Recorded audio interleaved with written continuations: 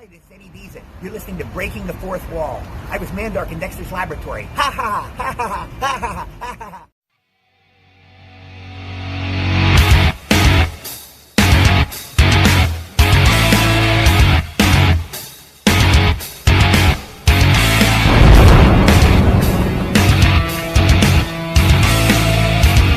You are listening to Breaking the Fourth Wall on Realm of the Mist Entertainment.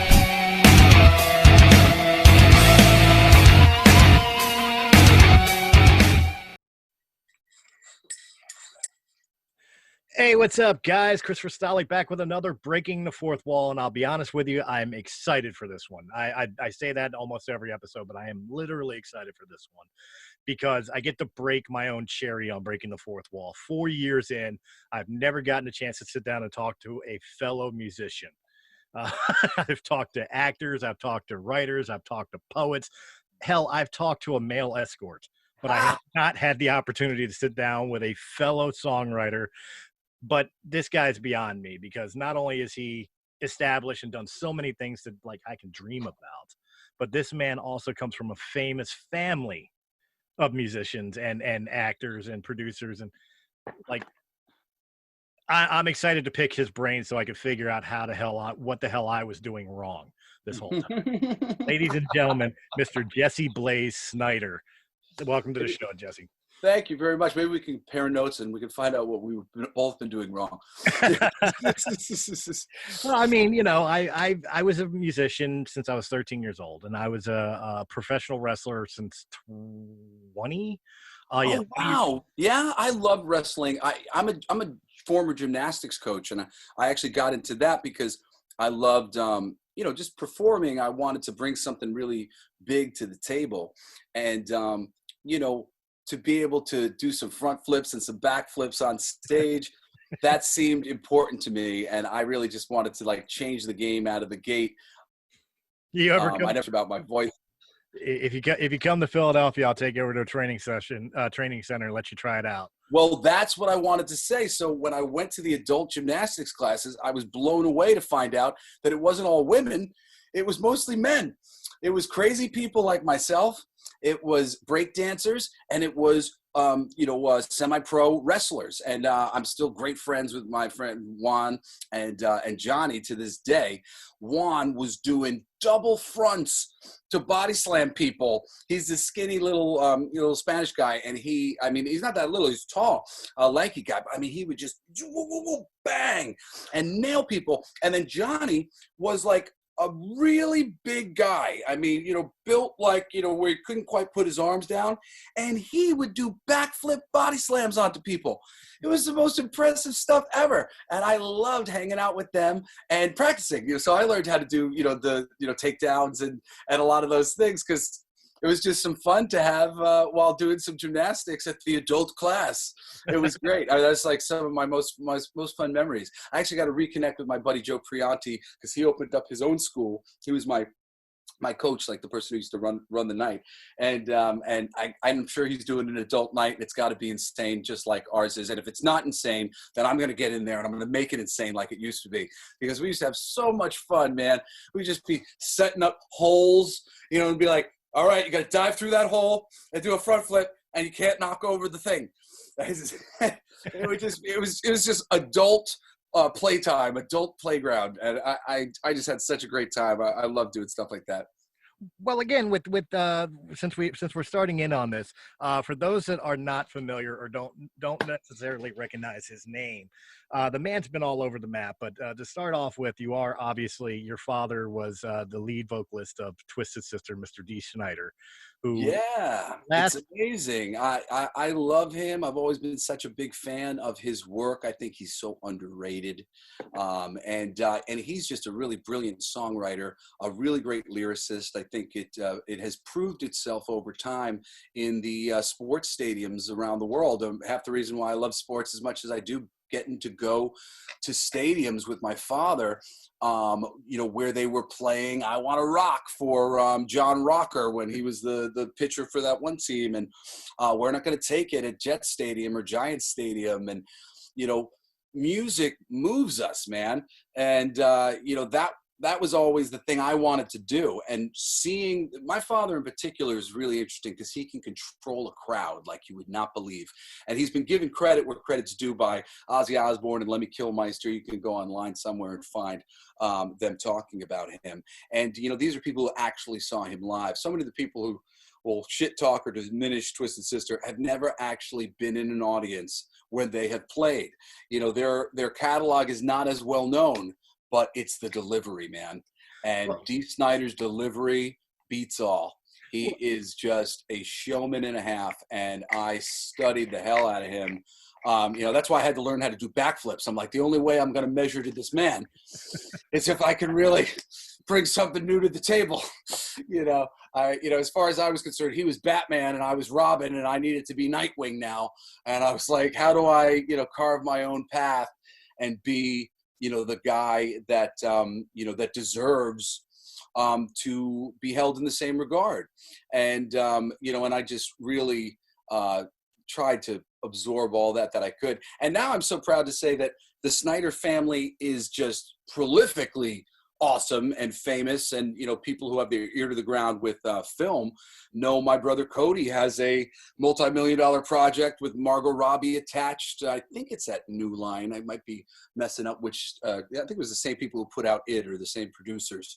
And you know, that's coming down the pike for him, and he's been, you know, getting hired to do all sorts of big commercials for Captain Morgan and you know, and pilots for Disney and stuff like that.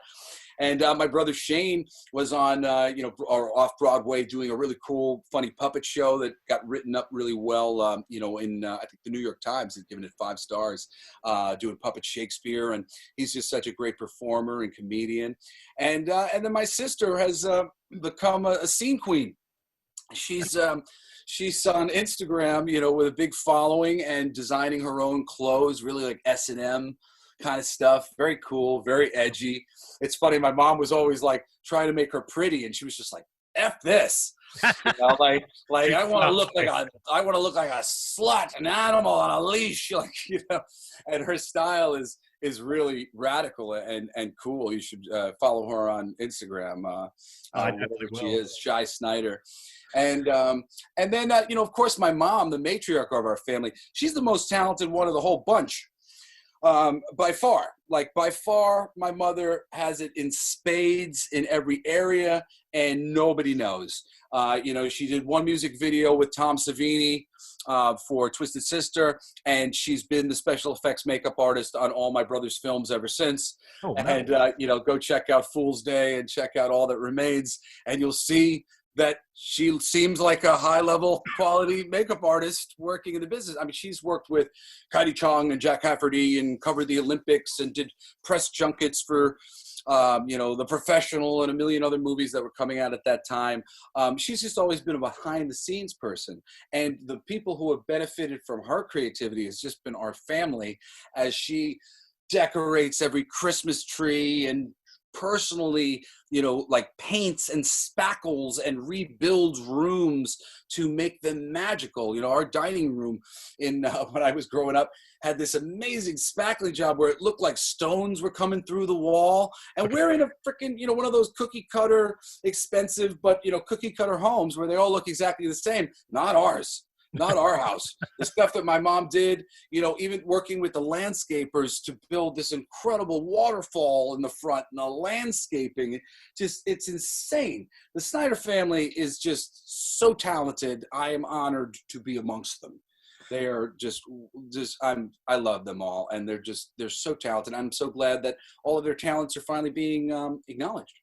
Well, what's funny is you're kind of taking me offline here, because I was intending to get to all this about like your family, your own career, but I used your father as a lead-in.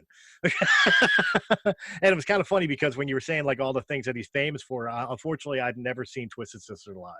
I've seen video. Obviously, I grew up with the music, but I never. Poor man, you have to be in the room.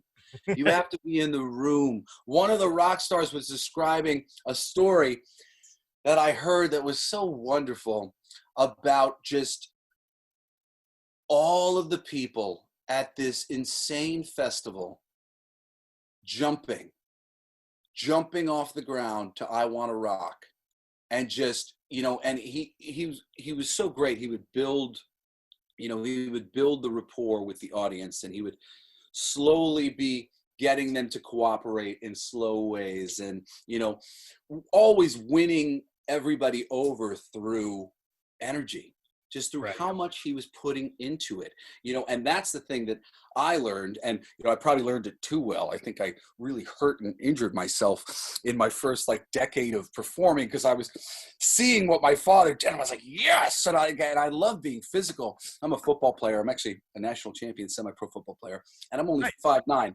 So this is power from a reasonably sized guy, trying to, play at a high level, because I love being physical. And I would put that into my performance like you wouldn't believe, because I saw he just generated energy.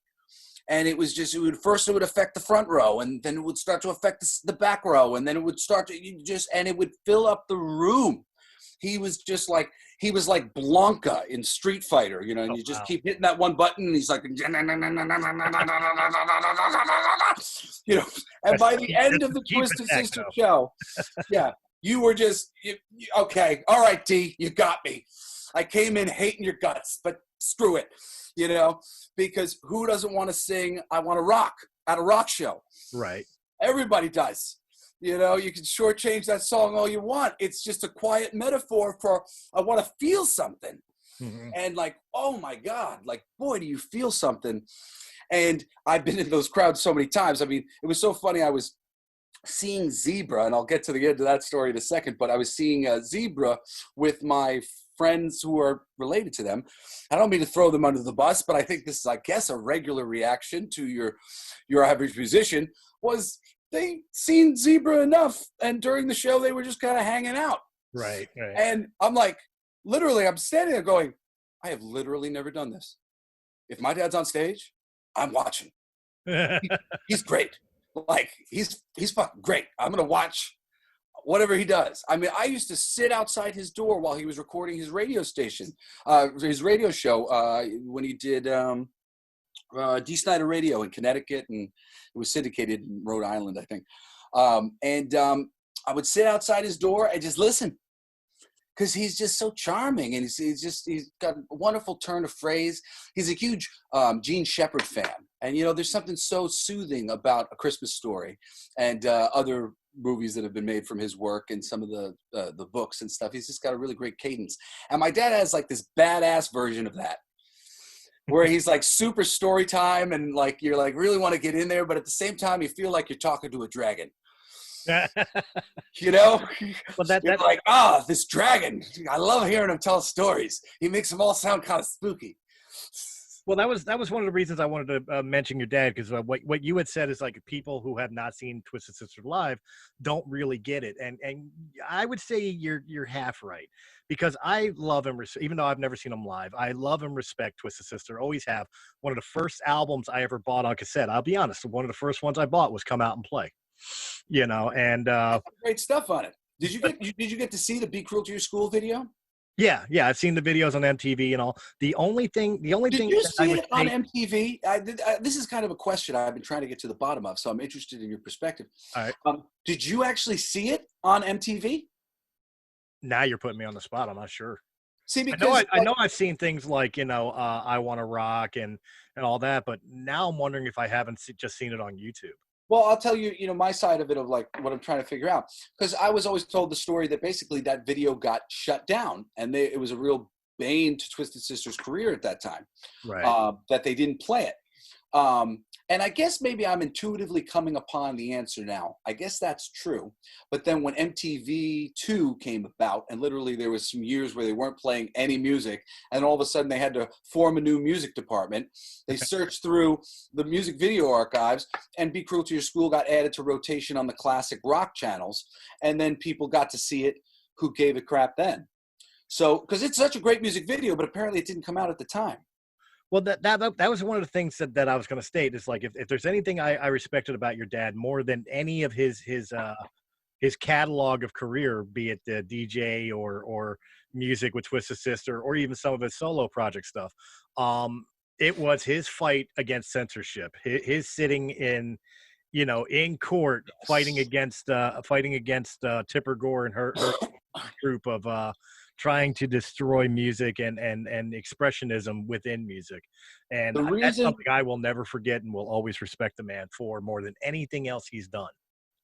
I agree 100%. And, you know, the thing about my father, why I always have worshiped at his altar and just honored him, you know, as completely as I could. You know, I'm his kid, so of course I'm like, Of you course. yelled at me. But I'll put you on the I phone with just, my kids, teach them that, because they look at me as like, yeah, Dad, nobody cares. yeah, D. Snider has some presence. He can string it. You don't want to be on the other end of D. Snider. Um, as well, you should. I just wish it never was turned on me. You know, but I forgive him and I love him. He was my dad, and he always just taken care of me as best he could, I'm sure. You know, the oh, you got me off track. What were we just talking about? Yeah, I love him so much. I was overwhelmed with emotion, and then his fight against censorship. Oh, his fight against the piracy. Yeah, the reason why I honor him, you know, for all time, and I believe he should be honored for all time, is the same reason why some people bitch about him, is because you know, he does what he says and he says what he do. Right. He is a man of his word. He's a man of conviction. If he thinks that, you know, the behavior of an artist is really unbecoming, you know, he'll say so. And you know, he was right to call out Kiss. It is sad that they're not including Ace Frehley and Peter Criss in the Kiss stuff. You know, the fans want that, and like, get over yourselves. And you know, and freaking Paul Stanley proved how powerful my father is and what a huge rock star and big deal he really is by answering the call to and getting in his big dissertation about who's D. Snider, who's Twisted Sister. He's an asshole. You know, God love him. He's a great rock star. He's brought great things to the table, and I appreciate him, and I love him anyway. But he's talking out of his butt. You know, and getting defensive over something he should be defensive over. You know, he's not really behaving righteously. And, you know, I too believe in the people who are in the front of the pack and are being seen should try to behave righteously. And I don't object to people calling out the others who aren't necessarily doing the job if they feel that that's their part in the game. And I think, you know, my dad really loves heavy metal. He really does. He, like, from his deep in his heart, he loves heavy metal. You know, he was like embarrassed when I was like, you know, I really like Genesis. Hey, you know what? There's nothing wrong with it. Not that I'm anybody special or anything, but I mean, like, a lot of my musical influences, I played hard rock and heavy metal most of my life. But I mean, me too. I'm a hard rock guy. I'm not a big heavy metal guy, but I'm a huge hard rock guy. Rage Against the Machine is my favorite band. I like plenty of metal. I don't diss it at all. That's just not my preference, but I like everything. You know, I like country and heavy metal about the same, and I like blues and soul. Well, blues and soul are kind of I love blues and soul. Well, that's where I was going. It's like I've taken influence from every format of music I listen to. Hell yeah, you know, I love rap. My new album, I'm rapping all over the place. I kind of feel like I was allowed to do it. And I was like, that's bullshit. Like, you're good at that, and like, you love it, and you write stuff like that all the time. Like, just do it.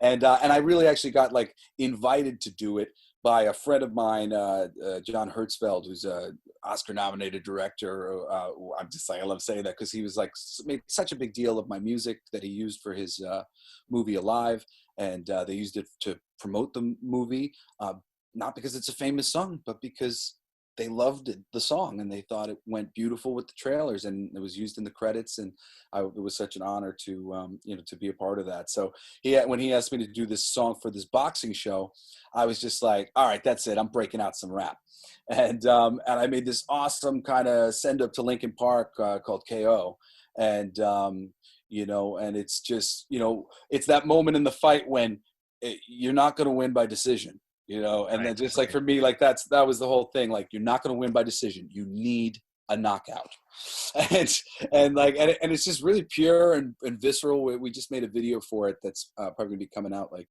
second week of July. Oh, that's awesome.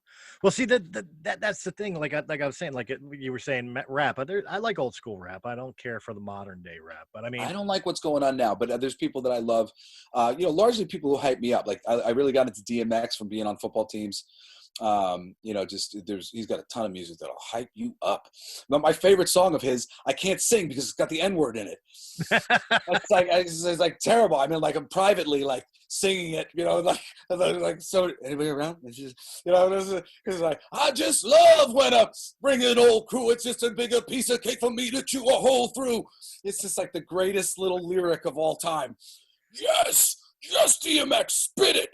And 50 Cent, I really like. I think he's got a great knack for melody. And you know who I love? B.O.B. B.O.B. Bob. I love his music. It's so melodic and so soulful, and his raps are great and empowering, and really empowering music. I just really like him a lot. Man, you're bringing back like a bad memory here on the streets of Philadelphia. Some of the Tell me what happened. In the bad neighborhoods, driving around with my buddies and all that, and we're jamming fucking Body Count, Ice-T's heavy metal band. And you remember I know which song you're probably talking about. Oh yeah, that's blaring out of our car, and everybody's just looking at us like, "What's that white boy got going?" There goes the neighborhood. Look it up. I'm not going to quote it. Look it up. My dad accidentally played that on live radio on Long Island. Oh no! Yes, he accidentally played it live radio on Long Island, and when they heard what was coming through the speakers, that they were not playing an edited version, everybody was like smashing into each other, trying to get to the board to shut it off.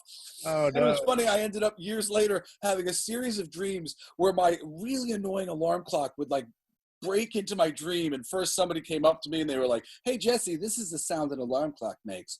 But then the next one was Body Count on the radio, but this time it's edited. And if you don't like it, you can because we don't and I'm slowly waking up. Oh man. Yeah, I remember that. People like throwing shit at my car as I'm at a red light and all that because of the it's like, you do realize it's an all black group singing this, right? You got to do what you love somehow, man. I really like, I'm always going to the pages of because I love conspiracy theory, and I'm always going to the pages of these people who do not think I'm their audience. These like really, really, it's like so many radical people who are willing to talk about some of these subjects. I wish they would compare notes because they're all saying the same crap. But and they're just like, doing their crazy thing. And it's they would never think that this, former atheist spiritualist, and white boy is listening to really cool stuff about, Native Americans, African American culture, what they have come to believe about what happened to their culture and things that were done that aren't talked about, and, piecing together pieces of history, and Catholics doing the same thing, and all these different groups, everybody's talking about the same kind of stuff that, we're being manipulated in so many ways, and we've been cut off from our past, and we need to get back to it. And really, that's why I've, become a modern, shaman, spiritualist, and, plant medicine man, to reconnect to the source of all things, and, and be one with the universe. And I mean, since I started doing this, I've written the most incredible songs I've ever written in my life. And, they've just come out of me, no effort needed. And, you see it with Jimi Hendrix. He had soul, man. So many of the artists of the 70s, they were connecting with psychedelic plants, and they were, getting this sort of message from the earth and the plants and, the animals that, we're one, and we're misaligned. We're abusing our planet. And we all need to try to, get into alignment with ourselves, and so we can heal ourselves and get over all these sicknesses that we have. So many things can be healed from good nutrition. And that's something that we really don't have right now. And we're just, so many of us are doing stuff that we don't love. And, when you don't do things you love, you wither away. And you got to have something to do. The people who live to 110 are the people who had something to do every day. Right. Something that they love to do, and they live to 110. The people who die young are people who aren't really happy where they are. And, you know, I really have come to believe through, you know, the plant medicine path, that the message is that we make ourselves sick. We make ourselves sick in various ways to try to send ourselves a message. But what we've learned in our culture is to, you know, quiet the symptom. And when you quiet the symptom, you don't get the message. So it's really, you know, for me, like when I woke up with chronic body pain at 30, and you know, so much of this is in my new album. You know, I have a song called "Carry Me Home," which is, I think, is like the 4th track. You know, my mom and my brother, they didn't understand. They didn't understand what I was going through, and I wrote that song. And my brother and my mom have texted me how they've just been listening to it over and over and over again, crying. You know, crying that they were being hard on me when I was really having a hard time, and I really needed some help. And because it was so unlike me, I was so prolific and I just do things all the time. And then one day I woke up and I couldn't do anything. Right. And like my biggest priority was like, I couldn't play with my kids. And I just started like having to just do what I could do, like the things that were within my reach, because I just felt so broken. And I couldn't believe it. I couldn't believe, like, it was like a switch had been flipped. And I mean, it just put me into a depression and anxiety. I mean, I ended up getting a divorce with my wife, which, I mean, I really do think was overdue, unfortunately. You know, we have 4 kids together. She's one of my best friends, and I will always treat her that way, no matter if she'd be mad at me or not. You know, I had to change my life. I had to change my life in so many ways and look at what I was doing and what this was as a message to me. I realized that I had gotten hit by a car when I was 11. I knew I got hit by the car, obviously, Right. but I realized that I never processed the injury, that my mom had made a big deal about me getting hit by a car, and that the first thought I had was, my mom's going to be so mad at me. And then my next thought was just a series of thoughts about how I was going to cover this up, and it wasn't ever going to affect anybody in any way, shape, or form. This was not going to be a strain on anybody's existence. I didn't get hit by a car. Everything's fine. I'm fine. It's good. And I got on my bike, and I had some good Samaritans pull me off of it. My bike was slightly bent, but just not quite bent enough that I could ride it. And you know, my mom passed by, and like somebody ran over her grave. You know, she knew that I had gotten hit by a car. You know, went to the bike thing. I had a BMX helmet on my steering wheel, Right. and but I wasn't wearing it. I was coming from karate, and this lady was trying to make the light, and I was probably going a little too early, and I got hit by this SUV. And while I did not worry about this at all, and I just moved on from it at the time, I really messed up my left leg and my foot. I knocked a bone out in my foot, which I did not get put back in until I was about 32.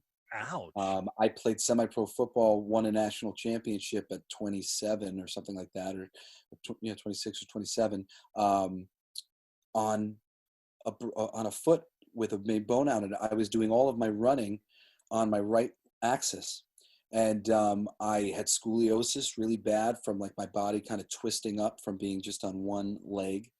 And this crazy sort of upper cross syndrome that happened with my back and shoulders, I think exacerbated by my predilection for doing tricep, what do you call it, dips. I love doing dips because I had really big triceps, and I loved it. And I used to do dips like crazy, and I think I really made my shoulder really bad doing that just over and over and over again. I was beating on a bad thing, but I would never acknowledge this pain. And because I played contact sports all the time, I always had an excuse for why I was injured and why I was hurting or whatever. And I was addicted actually to the pain of, I guess I was addicted to the pain, and then addicted to healing from it the next day. Like I would play a game, destroy myself, and then I'd be able to lay down and be like, oh yeah, baby, like just relax and watch some You movies felt or like you earned something. it.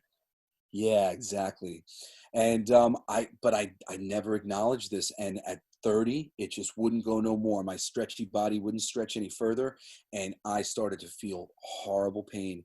And it took me 7 years of hard work, like to get to the bottom of this stuff. And, now my whole family has worked with ayahuasca other than my dad. We've all been to Peru, my sister, Cheyenne, my brother, Cody, Shane, and my mom, because we all had different things that we were trying to work out. And after my mom saw how great it was for my brother, Shane and Cody, they went down.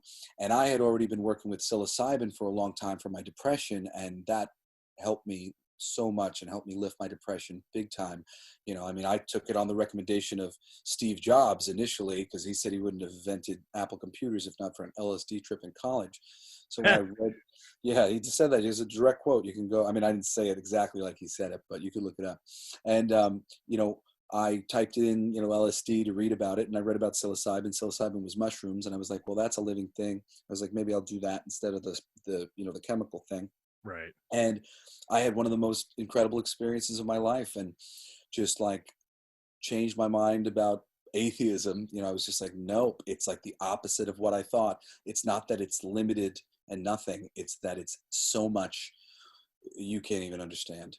And that was the beginning of like my spiritual journey. And as I connected, music just started pouring out of me. Beautiful music. I'm really ashamed that I haven't been able to get more of it recorded and out into the world, because I'm sitting on some things that are really beautiful. That just like, I was just honored to have it come through me. And so often I haven't felt like I've been doing any of the writing. It's just sort of like, Mozart, where the hell did that come from? And, so I just, for me, it's been an incredible intellectual experience, and then an incredible healing experience. As I've figured out, I literally, sorry, something in my throat. But Mother Ayahuasca, she comes to you, she's the spirit of the plant, and most people see her. I never saw her, but I spoke to her many times, and she, led me through. She was just like, so Jesse, do you remember what you said, the first thing you thought when you woke up from getting hit by the car? And I said, yeah, my mom's gonna be so mad at me. And she's like, and did you ever think, boy, I just sustained one hell of an injury. I should really, take care of myself and make sure I nurse all these things back to health. And I was like, no. She's like, have you ever thought anything like that? I was like, no. She was like, and this is why you haven't healed. You didn't even acknowledge that it happened. You just covered it up. And it's really a great lesson to anybody who's ever been raped, anybody who's ever been hurt, really deeply. So often we cover up our reaction to it because we just can't process it at the time. It's just so, right. It's too much for us to take. People have post-traumatic stress syndrome. And I guess that's what I had. I guess in that moment, I gave myself post-traumatic stress syndrome by just bottling it up forever. I'm like, nope, no, I will take this car. I can take on a car. I'm fine. Done. And that was really strong of me to have done at the time. And I'm kind of impressed and brave of me when I think about it. But, oh my God, I destroyed myself in the name of bravery. I destroyed myself. Imagine how great I would have been at football if I wasn't injured. I love football. I could have been freaking pro. Maybe I still can be now that I've healed myself. Well, you bring up a lot of good points, and I'm dying like to bring up the points, but I don't want to interrupt you because you're like you really get a flow going, and it's like, oh man, where's he gonna go with this one? You know what I mean? It's really cool. But like you were saying, music flows from the journey and everything that you've taken, and it's ironic to me because also tying into the fact that you were handling your pain and shrugging it off and being, as you said. It's almost ironic because almost in the same light, the way I write, for example, my poetry, my lyrics, they come from anger. Everything that pisses me, I've got an ex-wife that makes sure I will constantly write songs until I'm dead. Okay, not the ex-wife that has the thing. I love my Patty. She's wonderful. She's a great mom. But No, if I I'm could, very, if I could have I'm an very ex-wife like fortunate in you, that regard. yeah. I'm sorry that you're having difficulty there. That really sucks. Oh no, I wasn't looking for sympathy on that, but like, No, but I mean, you deserve sympathy on it. It does suck. You know, I know so many people who are dealing with that. And, you know, my path there has just been to just try to take the high road no matter what. And, you know, sometimes the people that we're with are angry, but if we have any children between us or any ways that we have to deal with each other, it's just, you know, we love them for some reason. We hate them for the same reasons, you know, but to just forgive them and know that somewhere under there is everything that we loved, and that it's all good. And if you can be the better person, why not, you know? well, no, I absolutely agree with you. But what I was saying, what I was meaning by was, the anger that I feel that I bottle up, the aggravation at the world, the aggravation at the nightly news, the aggravation of the fact that I can't afford, you know, everything for the kids, or that I'm struggling with my bills, or, you know, all the stuff that pisses me off, I channel into the writing, and that became my therapy. You know what I mean? That's, instead of punching walls or going out and doing something stupid, I sit down and I write a song, and I usually feel better about that. That's why I was sitting there. I don't know if you noticed, like, while you were talking, I was sitting there with kind of a dumbass smirk on my face, because that's exactly what I was thinking when you were talking about how you release a lot of your demons. And I'm like, that's exactly why I write. You know, I go by energy, and you know, I didn't trust myself for so long, or trust these things. I'm a very intuitive person, and now that I've come into, you know, the spiritual perspective, I recognize that there's actually a lot more going on. And the same way, you know, the birds can fly in a V because they can sense each other's energy. You can use that ability to sense each other's energy everywhere you go. And like sometimes I'm like, you know, like in a stack, I'm like, should I stagger these interviews or whatever? And I'm like, no, man, like whoever you see, you're going to end up talking about the things that you're supposed to talk about with them. And I've never had an interview where I've ended up talking about the same thing twice, other than occasionally a couple individual anecdotes that I like to say, you know, like if somebody brings up my dad, Right. you know, sometimes there's a couple sentences I might say, but usually I'm inspired to share something else. You were like, come out and play. I'm like, come out and play. Be cruel to your school. Let's talk about that. You know, so I totally felt your vibe, and I knew as I was saying it that, this probably speaks to you. You probably come from the same place. And, you know, I recognize that as my driving factor as well. I didn't want to admit it for a long time. So bravo to you for admitting that it's anger. Yeah. You know, because I didn't admit that it was anger. Somebody said that to me recently, but like in a good way. And I was like, yes, perhaps I'm angry. And you know what? What I realize I'm angry about is I'm angry that, and I had a song about this on the Blacklight District album called Bizarro, because we're living in the bizarro world. Right. Everything is backwards. The financial system is founded on debt. It could be founded on the opposite idea. The mere idea that we are finding everything on debt is just stupidity of the highest degree, because it will affect the bankers the same way. It's a positive thing for us to all be constantly creating equity forever and forever and never creating debt. But we have an idea of a debt system when we could have an idea of an equity system. And it's just absurd that we are not thinking that way. So right there, everything is backwards. And that creates a system where everything's backwards. Everybody is struggling. Everybody can't do the things that they want to do. There's no systems to organize freaking talent or any of these things to help people find stuff. You're not being taught the things in school that you need to know when you go out into the real world, like how to do your taxes. And when you try to do your taxes and you go online to get their stupid tutorial, you still can't understand what it says. Right. No, It's just absurd. We are in the bizarro world. This is not a merit system. I've been in every business under the sun. None of it is merit. It is all freaking luck and a combination of things.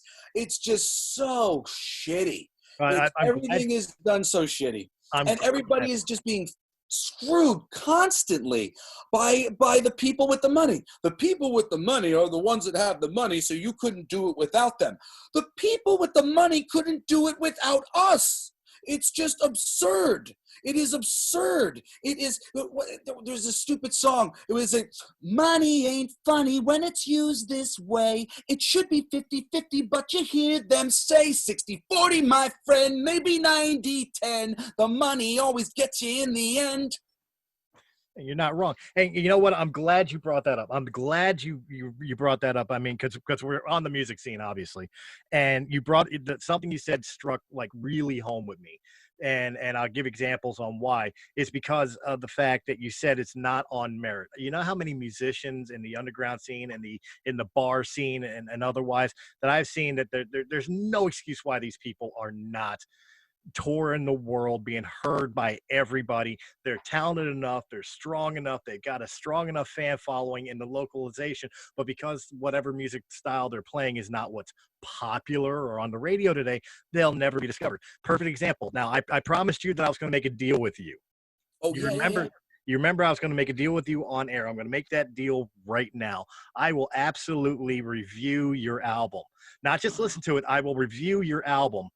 In turn, I'm going to sing you My Last Band, the demo of My Last Band, which is fucking 12 years ago now, but it's the only thing that's completed, right? Dude, I feel a bond with you. You got it. I love this deal. Send away. I can't wait to listen, and I will review it for you via email. I appreciate it. Because I don't want you know, you to send it to somebody important and try to get a record deal or something. No, it's an old ass demo. I don't have such power. I don't like record labels. You know, I don't deal with them. But I would love for you to listen to it, not only to hear what I could do, but going back to what I was saying before, is the fact that like my lead guitarist in that band, and in this argument, I'm 43 years old. I've been a musician since I was 13. I've played in garage band after garage band after garage band. I've played in, you know, touring bands. I have never played with a better guitarist in my life. There is no excuse why this lead guitarist that you will hear in my last band, Disillusion Purity, there's no reason why this man is not living the high life as a highly paid musician with a record deal and a tour. How about I'll make a deal with you? All right. If you guys have the capacity to record out there and stuff, we can work together on some stuff. If I like what you do. I'm down with that. I'm totally, like, for me, like I said, since I, you know, adopted the plant medicine path, I've been so prolific. And I mean, I was always really prolific, but I mean, I've had like 900 of the greatest ideas I've ever had sitting in my phone on my iCloud. And I just can't get them out of me fast enough. So I've just been trying to connect with as many people, because this whole album, Come With Me If You Want to Live, I did with my buddy Michael Naranjo, and 3 songs that I did with my buddy Freddie Scott out in Los Angeles a little while ago, which kind of inspired what I wanted to do for the album, so I included those. But me and Michael, we co-wrote and produced the whole thing just via the internet. He and I are best friends, but we have never met in person. We got a whole plan for a show to like journey to Machu Picchu, and with me and his buddy John Dillinger, who's become a friend of mine. You know, Dillinger's black, Naranjo's brown, and I'm white. And Michael's just like, it's just a culture clash, and people will appreciate it. And we'll go to other countries and we'll explore the culture and we'll make music. And I'm like, I'm down. Sounds good. As long as I can sit with the shamans and do ayahuasca. You know what's funny is I hate to bring this back full circle, but I tried to resurrect Disillusion Purity out here in Philadelphia a couple of years ago. And my bassist at the time was a bassist I played in previous bands before, bands called Bitch Slap and Defenestrate and all that. I've known the guy forever. And I use the term guy loosely because let me be politically correct. She has recently come out of the closet as a transgender. And one of the arguments with Disillusion Purity and her joining the band is like, well, we got a hook. You got a transgender chick now. I said, dude, Twisted Sister's been doing that since the 70s and 80s. David Bowie's been doing it even longer. I mean, there's precedent. But certainly it's not a bad hook. I used to daydream about losing an eye in some sort of cool way and then being the guy with the patch. Because when I would watch movies, I really liked the guy with the patch. I thought he looked badass. Even though when I thought about it practically, I was like, that must really suck though.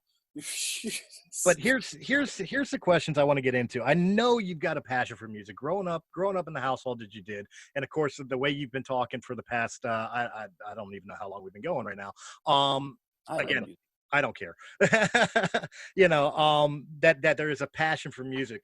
But I mean, you have a whole IMDb of other things you have done as well. I mean, comic book writer, voiceover actor, TV and radio host, as well as rock musician. How did you get involved in so many different things? Like, why was it searching for the passion, or was just these all passions together? No, it's so funny. The story of me getting a fire lit under my ass for music, but also kind of like scorning my father a little bit. I mean, he didn't know, but he always told me about this list that he had of like the people who doubted him. And in the moment I asked him about music, my aunt, I was singing some songs to her and she was like, Jesse, that's so beautiful. She's like, and like, why the hell isn't your dad like supporting you or pushing you to do music? And so I asked him, and he told me it was because I had no passion. And it really pissed me off. I now know that what he meant to say was, I see that you're very passionate about comics. I see that you're very passionate about writing. I see that you're very passionate about football, but I don't really see a great passion for music. Right. And comparatively, that was true, but I was just kind of insecure. So I was really looking for validation. And I was like trying to get it from him. But I realize now that he was mortified by my ability to like walk around and sing a cappella all the time, because I just love to sing. And my dad's actually, now that I've produced him a few times, I've realized that he's a little shy. And so it was like mortifying for me to be like learning to find my pitch sometimes, or whatever it might be, demonstrating my voice to people, just singing by myself. Like, he didn't know how to do that. He didn't know how to process that information. So I think he didn't know how to validate it either, because he was like mortified by my behavior essentially. But for me, when he said I had no passion, I was like, argh! And I jumped into a really passionate pursuit with music, which ended tragically 2 years later when my drummer, Crystalline, died. And that really kind of derailed my music career for a minute. And in big ways, I mean, really subtly for a long time, just because me and Chris were on a real long road trip, and he dropped me off right before he died. And my guitar player was behind him in the car, and I had been asleep for like a half an hour. And like when you're asleep for a little while and like somebody wakes you up just as like you're starting to get to this place and you're like in this really susceptible realm, you know what I'm talking about? Yeah. That's when I answered my phone, and I, got this blood-curdling call from my guitar player, Omar, that Chris had been in an accident. I mean, he hit the only tree in the middle of the road for freaking miles in either direction. I mean, it was ridiculously serendipitous. And he was dead instantly, but Omar didn't know that, and I'd only find it out later. And then my wife, or who was going to be my wife, I was about to ask her to be my fiance or whatever. She got hurt like a day, the very next day, because she was exhausted from the thing. And I got another phone call, very similarly, just the same energy, and it was just the worst week of my life.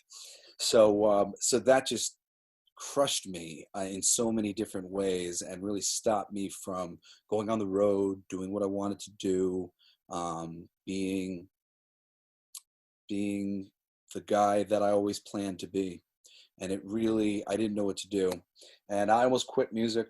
At a certain point, I was doing great in voiceover, which, voiceover just came along because I started out in hosting.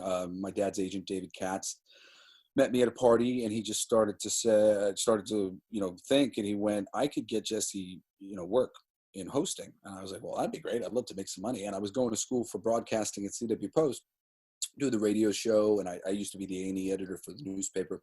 I do an 8-page pullout every week. And then I did some stuff, like movie reviews on the television station or whatever.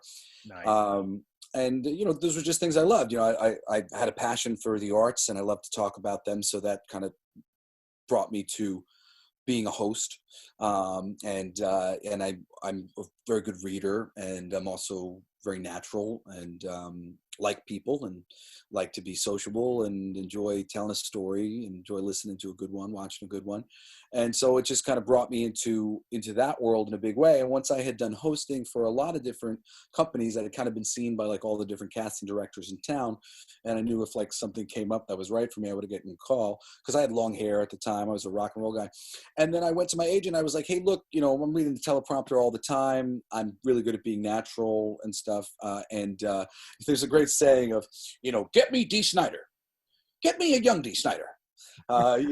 Get me a D. Snider. And then, I forget what all the other ones were. But I was like, can I be the young D. Snider? Because we sounded similar. And he has a great cadence. He really taught himself to speak very well. It's funny, if you go back and listen to him on Letterman back in the day, he sounds like a Long Island Rocky Balboa. It's hysterical. I mean, it's really funny compared to how he speaks now. He's just so, like, because he's a voiceover guy. And my dad was barely doing it. He would just do the occasional thing. But I ended up getting into it in a big way, immediately booked Pizza Hut and GameStop and Cheetos. I was the voice of those companies for many years. Nice. Want more taste? Get America's favorite pizza, Pizza Hut, now online. Oh my God! Wait a minute. Hold up. Yeah. No, I used to work for GameStop, and the video. I used to work for GameStop. The videos over top that would play in the background. That was your fucking voice. Yeah. Pre-order Madden, get good sooner. GameStop, power to the players. And they're still doing a bad impression of me, I think. If they're still doing my voice, they should be paying me to do the voice. Holy shit. Still not cool. But I used to work at GameStop too. I worked at, if you've been there, if it was during the right years, you might remember when they owned a store that was to the stockholders called Planet X. I don't remember Planet X, but this will tell you how far back I go. Before GameStop, it was EB Games and Funko Land. Yeah, absolutely. You might have just maybe not been high enough on the ladder to know about this information at the time, right. Which was like, to their stockholders, they eventually phased us out, and then apparently they tried to bring the store back for a minute. But we were a comic book store that I guess they bought. We were a really dope comic book shop in a mall. Okay. And I love comics, and that really kind of gets me to the other subject of my other passion was comic books. I always really loved comic books. I'm a huge fan of The Savage Dragon. That was the main book that I read for ages. Okay. And then I became a real big Deadpool fan because of Joe Kelly and Ed McGuinness and their initial run on the title, which is the thing that everybody who's like me, we're the reason why you guys have a Deadpool movie, because that book was on the verge of cancellation all the time. But we loved that character, and we even read it through runs that we didn't particularly care for. But there were some great ones. Christopher Priest was great, and there were some really great moments in there. And my first work as a professional comic book writer was a Deadpool story for Marvel Comics Presents, which is actually, it didn't come out for years, which was funny because the reason why I got hired to do the D. Snider Strangeland comic book that only one issue came out of, but we're actually working on getting out some more of those issues. People have been asking about them, and I just want to make them available because I wrote it so long ago, and there's some great D. Snider Captain Howdy dialogue that I wrote, and I just want people to read it. Terrible torture scenes. It's dark as F.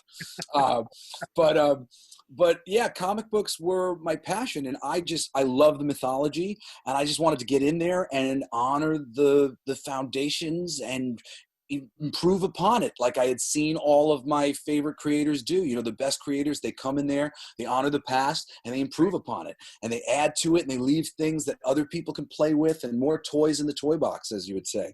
And I just wanted to be one of the toy makers, putting in the cool things. And I had this amazing Blade pitch that very nearly came to fruition. It was called Blade and the Daystalkers. And there was a quote on the first issue cover that said, "What kind of idiots stalk vampires at night?" And it, for me, it was just, we're turning this box upside down, and we are going to really, vampires in the Marvel Universe, science fiction style, go. Because that was the best thing that we got from the Blade films, was that they played up the science fiction angle. Right. And there's so many cool things to do with that, with Spider-Man and werewolf blood, and just playing with these things as a disease on some level. So I like was all about that. And that was like one of my first soul crushing moments. It took a year to get through Marvel. And when it finally got there, so much time had taken place that it was no longer the right time for it. They were already had a thing where Blade was coming up in the X-Men. And I was just so heartbroken because I'd spent so long pitching. And, and this was the journey that I took, and then I went over to DC. They brought me in to to create for them a vampire romance where these vampires escape from hell because there was an event that had just happened. I forget which one it was, where they showed that there were vampires in hell. And I initially pitched something really, really dope. And then they kept shrinking it down and making it smaller, which is something that they always do with my stuff. I like the first batch of Hulk pitches that I pitched to Marvel for my Hulk one shot, which is great and has some memorable moments in it. I'm really proud of it for what it is.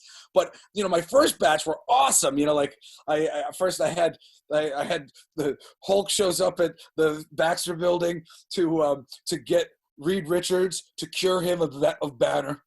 Okay. and he knocks Thing down to the main floor, and by the time Thing gets back up on the elevator, he's like, "Where is he?" Hulk's gone, but there's a Doombot watching, and Dr. Doom's like, "Yes, we will cure you of Banner," and things like that. And I had this one great one called Operation Battle Royale, where Hulk's in the desert, and he's hiding out trying to cure himself of being the Hulk, and Ross finds out where he is, and they bring in, basically they take all the biggest guys out of prison, all the big superheroes, the Wrecking Crew and the Juggernaut, and then they get the Thing and they get Colossus, and they just all the biggest dudes, and they just are bringing them in from every direction to come and get the Hulk, and they've got these adamantium restraints they're going to put on him and take him down. And my editor's like, we could never explain why nobody ever heard this incredible story. And I was just like, well, that's not a good excuse. I'm like, this is good stuff. Let me write it. It's no fun. I mean, that was like my action figure wet dream. I've always been a huge action figure guy. To me, the Renaissance has been going on in this country and abroad for an age now, and nobody appreciates it. Yeah, man, because it's all toys. But I'm friends with the Four Horsemen Studios, who were the original sculptors, or some of the original sculptors at McFarlane Toys. Okay. And I love those guys. There's some of my best buddies in the industry. We got to do the Mythic Legion comic book for their action figure line of fantasy figures, which if you haven't seen them and you like action figures, go find them. It's like they're just building a following with people who really care about toys. But type in Four Horsemen Studios, Mythic Legions. Oh, so great. And the comic book that we did was awesome. We got Greg Weisman, the creator of Gargoyles and, producer of Clone Wars, to come and write the story for us and set up, some mythology stuff. And Marco Cecchetto to do the art, who just got, he's Marvel exclusive now. I think he's doing the Morbius series for them. Okay. It was just so great. I was so happy to work with them and do some toys with them. And the funny thing was, we were about to produce, again, like another career, but I mean, these are my passions, a action figure line called Bag of Ninjas, and they would have been so amazing, but then the guys at the Foosh beat us to the punch, and they put out their ninjas before I got a chance. And I know the Foosh guys are disappointed, because we talked to them, me and my buddy Aaron, at a convention, and we were like, dude, you missed out on a bunch of crazy Four Horsemen sculpted ninja masters.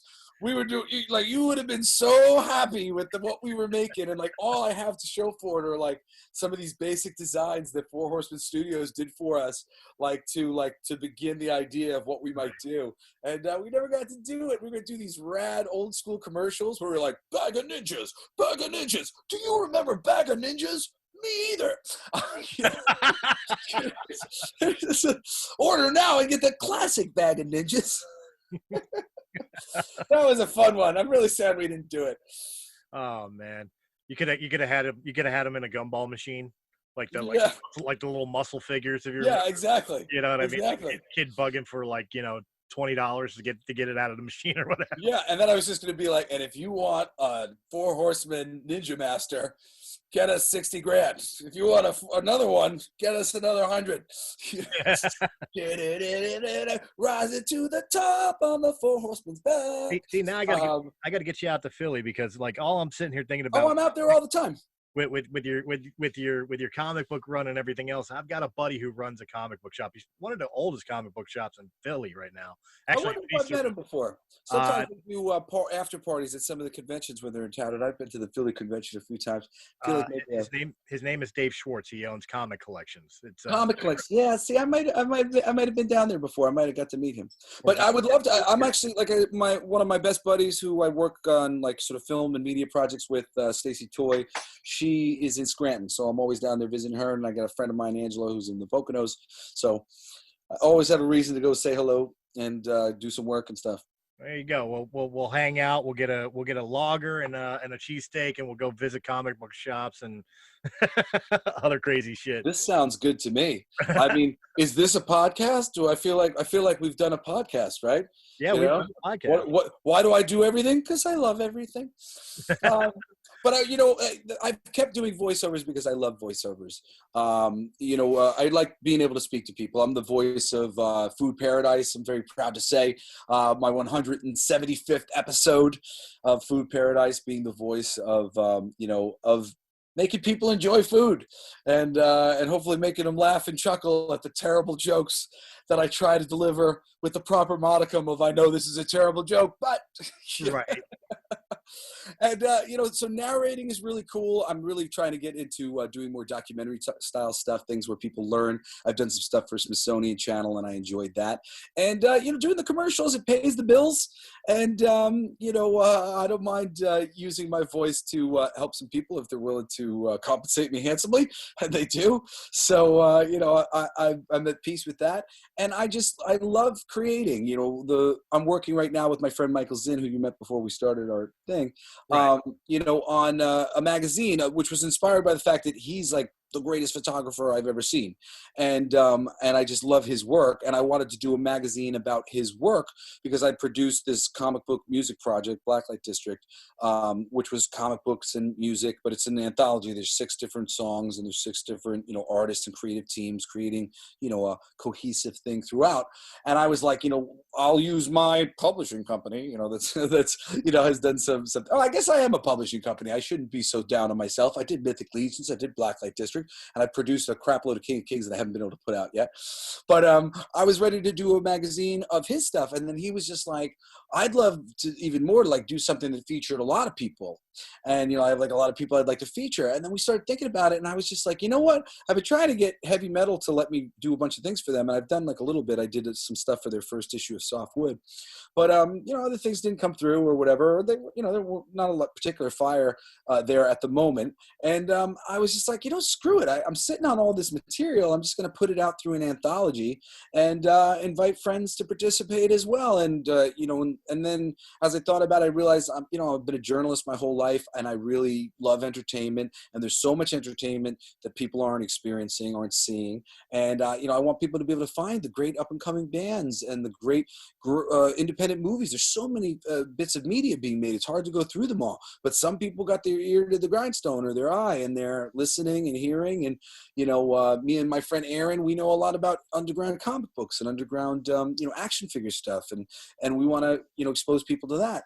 And then even more than that, I feel like when I was 16, I wish I had a magazine that was about music a little bit, and it was about comic books a little bit, and it was about movies a little bit, and it was all the things that I loved and was of interest to me, and spoke about doing it and how to do it from in a language that I could understand, and was directing me towards other things that I could watch and hear to enrich my soul, and also gave me art at a really high level, whether it was comic books or poetry or photo spreads or whatever it may be, but things that were really cool, something that wasn't sexist and wasn't skewed towards boys or girls, but was just right up the middle for everybody who wants to think, everybody who wants to learn because they care about this stuff. And, I just saw how much everybody who loves it cares about the process when I saw the DVD special editions, wave that went on in the 2000s or, whatever, as I was just like, wow, people love the process as much as I do. And I know that there's an audience for that. And I really want to try to create a magazine. And I shouldn't say that. We're like halfway through creating a magazine right now. But I want to make this magazine something that you're going to twist up and put in your pocket because it's got information that's of value to you, and just be a source of infinite creativity and inspiration for people who want to do art at a very high level, because the artist of the future is going to be a multimedia man. They got to know a little bit of everything and a little bit of the business. And I'll get the right articles about that as well. But, give people the tools that they need to do this well and feel confident about doing it, because it's never been easier to do. And, the power is in our hands through technology, and everybody can do it. Everybody can contribute in whatever way they feel they want to. And I just want to help them be better at it so that I get to enjoy more great art, because I love great art. Yeah. I think you're hitting a nerve on that. I really do, because I was just sitting there thinking about it. It's like, it's kind of a lost art back in the day when I was, searching out bands and stuff, the rise of CDs and cassettes and stuff like that. Like you had all these magazines. You had Hit Parader, Kerrang, Circus. None of them exist anymore. Or Wizard Magazine. That's what I grew up reading on the comic book side of things. I loved Wizard Magazine. I tried to go in there and save their reputation for a little while, but let's just say it wasn't in alignment with us. And that was a Dragon Magazine is another one, Yeah. for the D&D fans, and I mean, like, they were sources of information for a lot of people. I know we had the internet now, and that's kind of what killed it. But I think the lost nostalgia of picking up a magazine, like you said, rolling it up in your pocket, you could be doing something halfway down the line, having a conversation with somebody in the woods, drinking a beer, and it's like, wait, I just read about that, and you had it, the power at your hands. I think that is a lost art. I think that's a niche that definitely would hit. But where has it all gone? And I really none of these websites match up to the experience of a good magazine. Yeah, it went to this. What went to this? Everything went to this. Everything went. Oh, yeah. Yeah. It's not. It's a good magazine establishes a rapport with their readership. So much of the success of Marvel Comics was Stan Lee creating an incredible rapport with his readership, the Merry Marvel Marching Society. And that's really what I want to do too. I just want to have fun and be honest and earnest, and a wink to the people on the inside who are paying attention to what we're doing. And like the back of the magazine, I want it to be an adult highlight magazine. I gave our art director Scarecrow Oven, if you're on Instagram, go look up Scarecrow Oven. He's the coolest artist, and he was my first pick for our art director for the magazine. He's going to be doing our covers and providing extra material. And I gave him the guidance of, I want like Cthulhu attacking a park with hidden images in it for people to find. Like in the back of the highlights magazine. So we're going to make something that's fun for people, that has a sense of humor.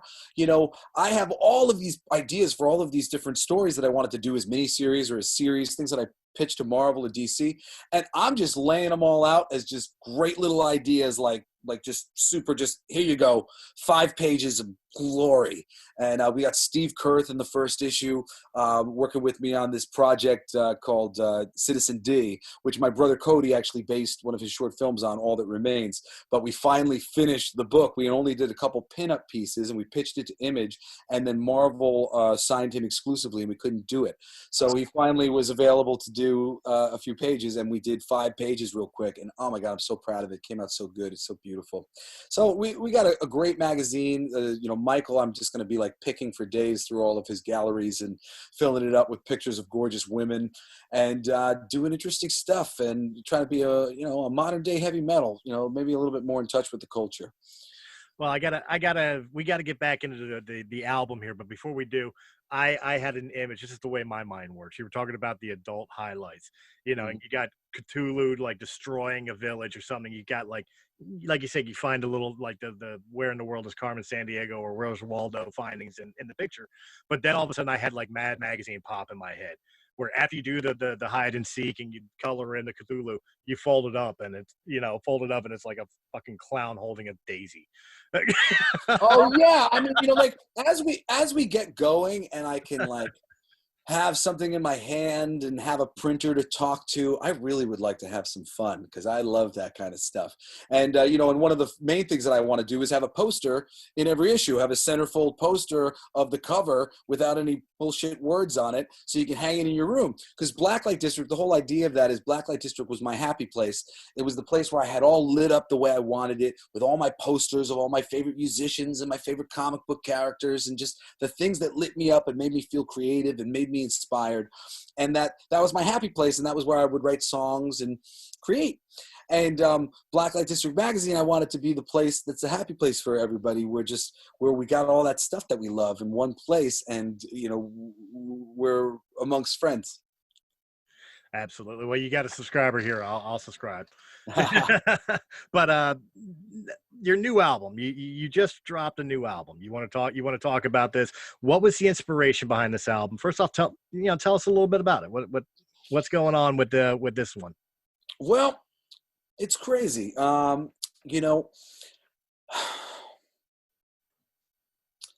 It's interesting. I like to be somebody who doesn't have anything he won't talk about. So, and I realized that there's like something about really my journey here with the album that was like something I didn't want to talk about in like my heart. But no, I'm going to talk about it.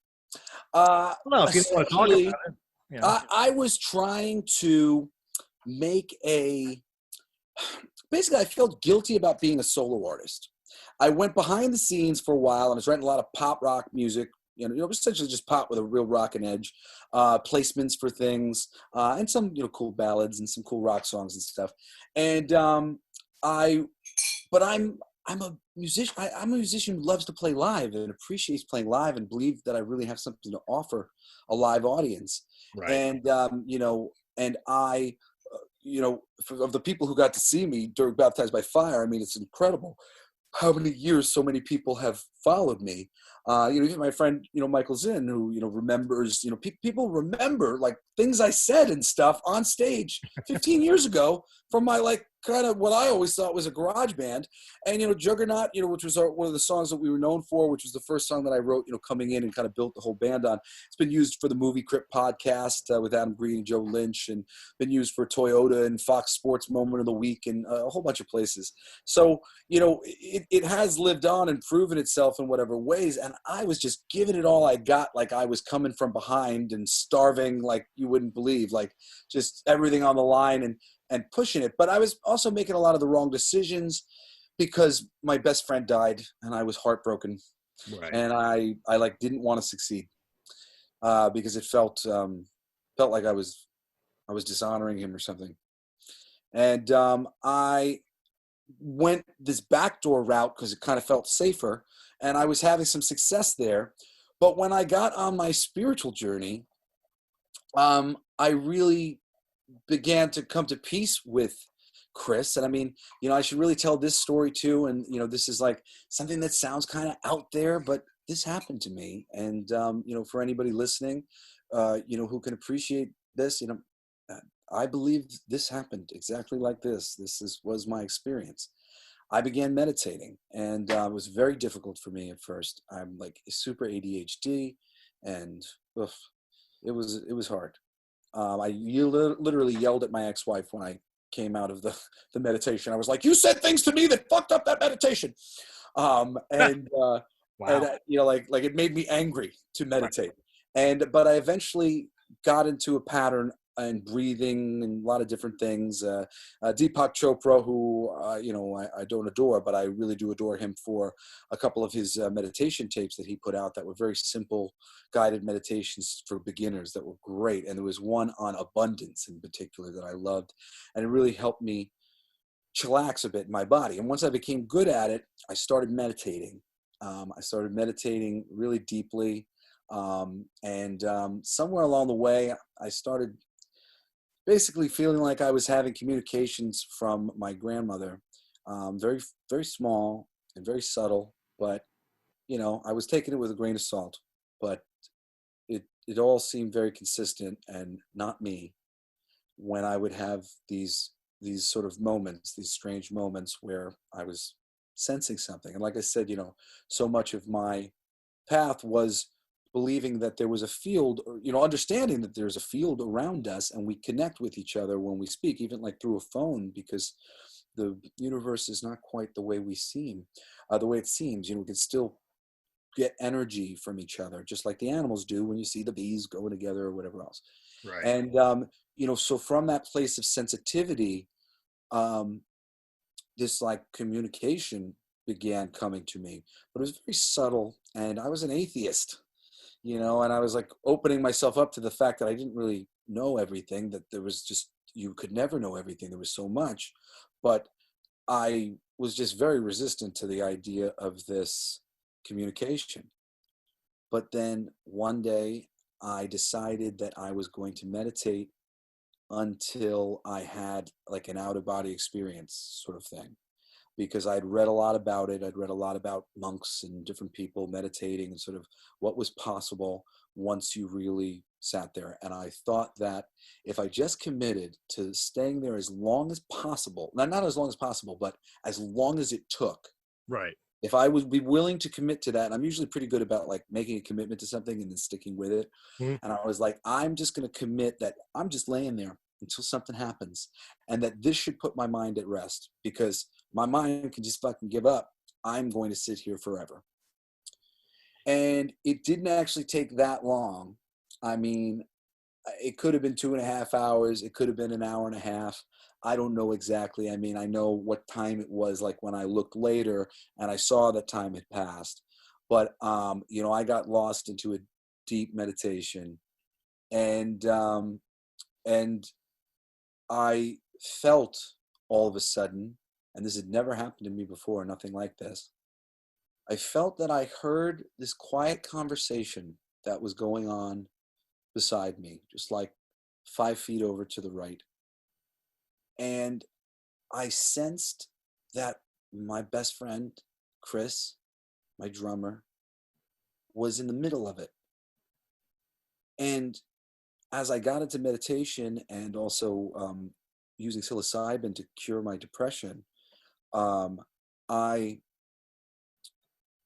started writing all these incredible songs. I mean, like, I started sort of feeling ashamed sometimes when they would come to me, because I didn't feel like I had earned them, you know, because I used to have this mistaken impression that I had to earn everything. And I wouldn't be at peace with it, as like just like magic happened. And when he was there, I like kind of started crying, and I just went, Chris, I'm writing the most incredible songs. I wish you were here making music with me. And before I could finish the thought, I felt that he was just upon me, and he was screaming in my face. And he said, I am here making music with you. And I've never felt anything more strongly in my life. And it changed my whole perspective on everything. And really just woke me up to possibility and allowed me to forgive myself for continuing to make music, even though he wasn't here, because he said he was. And maybe all of the great music that seemed to just be coming to me for free, for nothing, for no work at all, was coming from him, was coming from my friend, still writing songs with me, working with me. And I was just so grateful that I started to really think about what I wanted to do. And at first, and this is the thing I didn't really want to talk about, I tried to start a band out in Los Angeles, because that's where I was.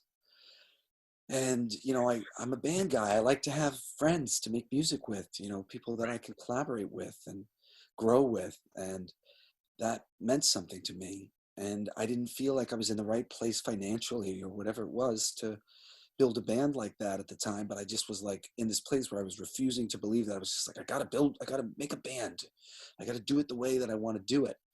But also I'd been promoted so long as Jesse Blaze, it became the idea that I was going to be Jesse Blaze and something. Right. So I came up with this idea for Jesse Blaze and the Bandoliers because, I was named after Jesse James, and I really kind of have a country vibe a little bit to how I deliver some of my stuff because I like to tell stories and I love the blues. And that's all the country singers are doing. And also I like to be a character. So a lot of times my delivery sometimes comes across a little dramatic, like a country song might. And, but I love it. It's just like, more taste for the soup. But, I put this band together and a whole bunch of things happened. Basically, I had trouble with my drummer who broke our contract when he wouldn't let me bring in my best friend and guitar player and writer of the whole album, Michael Naranjo, to play guitar on it. He was willing to bring in the producer, my friend Michael Naranjo. He was willing to bring him in to produce the record, but he wasn't willing to let him play on the record. He wanted to get like Slash or something. And I was just like, no, this is the person that I want to play on the record. He's the one I wrote the songs with. He's the one that I love and I believe has energy and emotion in these songs. You want to bring in some stilted guy who has no relationship with the music to play the music? No, screw off, man. Like, I want my music to have soul, and Michael Naranjo has soul. No, we're not doing that. And he broke the contract because I was supposed to have creative control no matter what. He was the financial guy. I was the creative guy. And I was like, all right, well, that's it. And also, it was really a big deal because my kids were in Long Island and, because my ex-wife's family is on Long Island, and I hadn't seen them. And because I was dealing with all these things, trying to get some of these things going. And it was just sort of like, okay, like I'm just moving back to Long Island and I'm going to figure it out from there because I love New York. I don't have a problem with being there at all. I never want to move to Los Angeles anyway. This place is nice, but I'm cool. I'm heading home. I need to be with my kids. And I'll figure out what I'm going to do. So, from there came me and Michael Naranjo finishing my first solo record and, making it me, honoring the fact that I was a solo artist and that I had something to say. And that's really why my name's on it, is because it's my words. Naranjo is backing me up and he believes everything that I'm saying, but it's really about what I'm saying. Right. And, this album is about my spiritual journey, which really began with this song Promised Land that I wrote with my buddy Freddie Scott in Los Angeles, which sort of magically became a hit on Monday Night Football within like less than a month of like us writing it.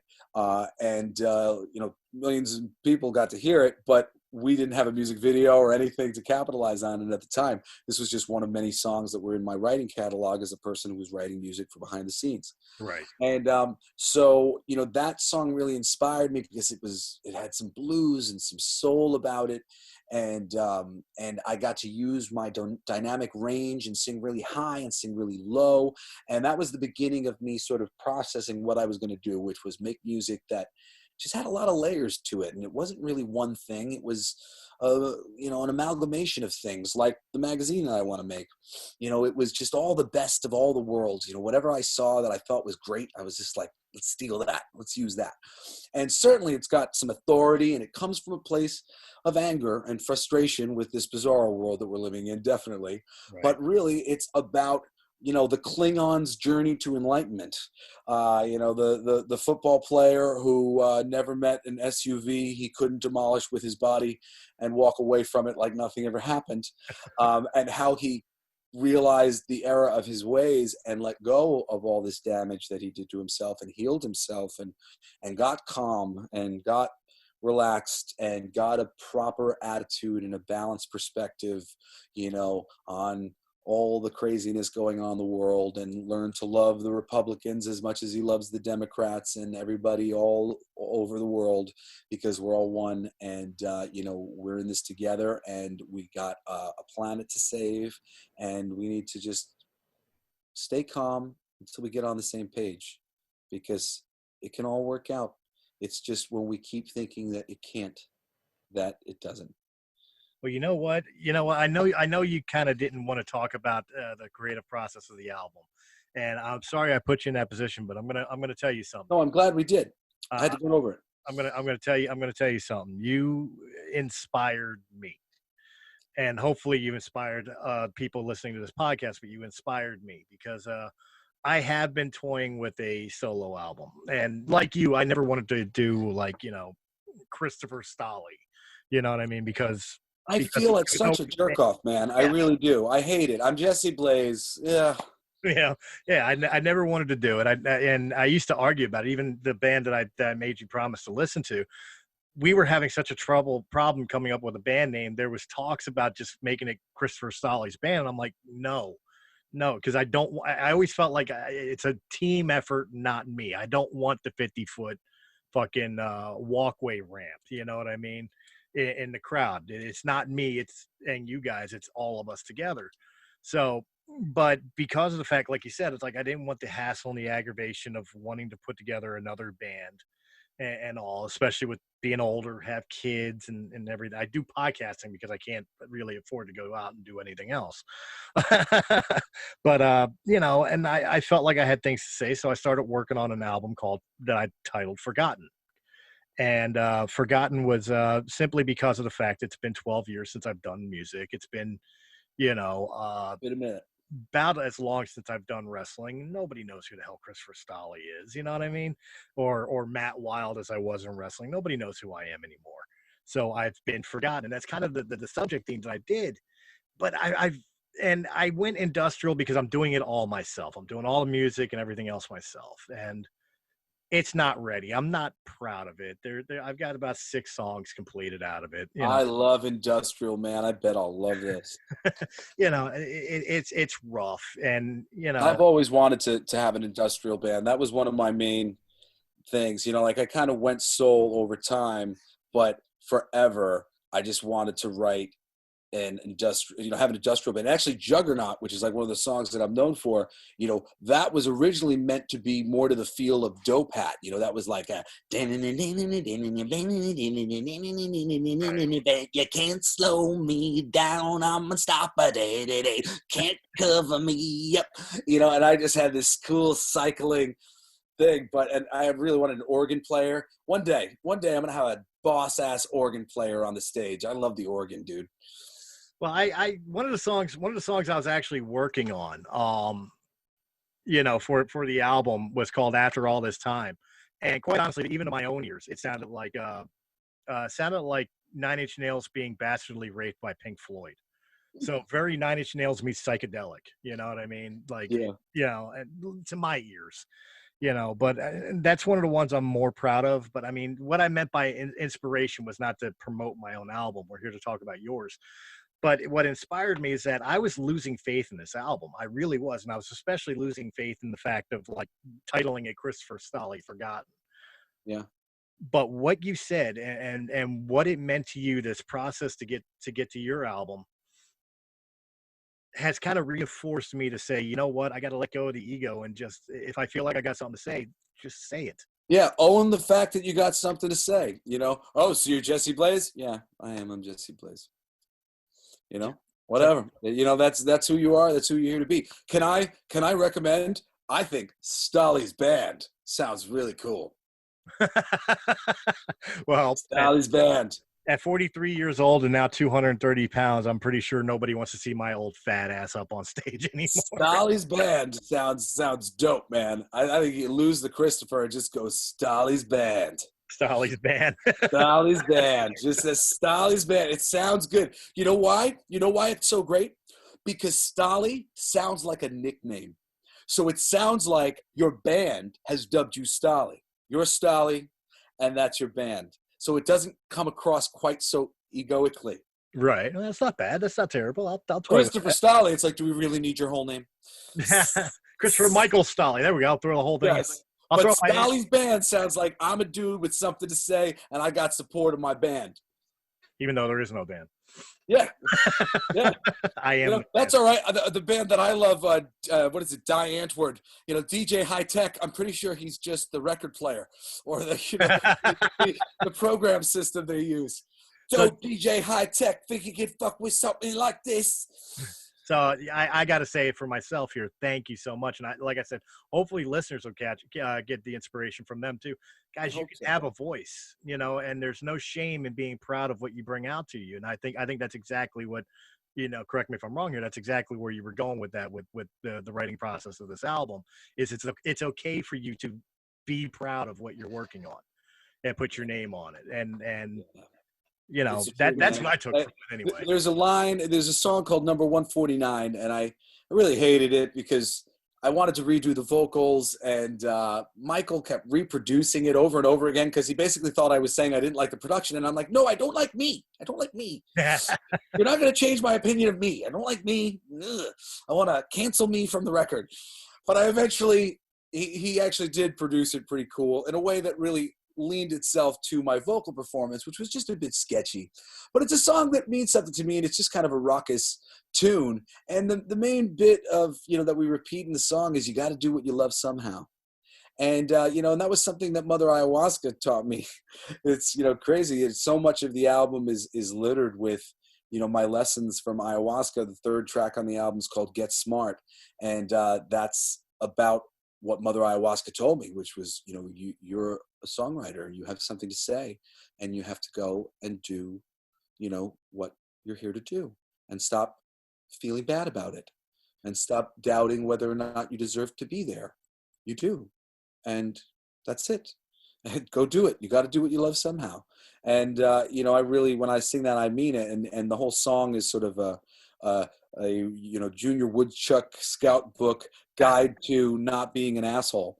It's just, you know, the first line of like the verses are nobody but a fool likes an asshole.